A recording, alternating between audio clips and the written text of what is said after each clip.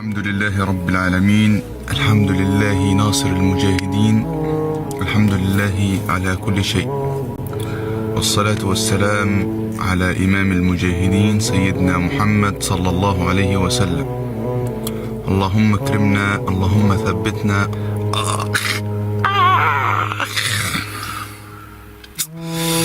يصير جيش واحنا عايشين يا رب. انا بقول لك يعني اول في 16 ان صار سالخنا حيقطعنا. وصل الجيش واحنا مش مضروبين في 16 حنقطع ان شاء الله بإذن باذن الله.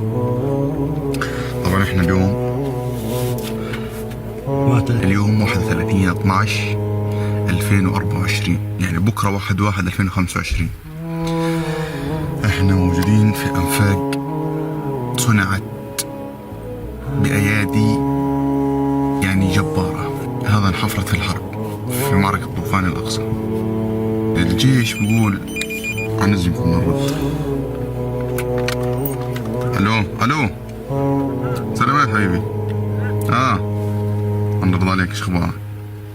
الله يبارك فيك. مالك؟ ايش اخبارك؟ ملوحين هنا قاعدين كويس. هذه الأنفاق حفرت في معركة طوفان الأقصى، الحمد لله بخير. والجيش بيقول إنه نقدر بأن يعني مساحة الأنفاق في غزة 450 كيلو متر إلى 600 كيلو متر. طبعا احنا بنرد عليه وبنقول له من داخل الأنفاق إنه اللي تم حفره في معركة طوفان الأقصى 450 كيلو متر، هذا في أثناء المعركة.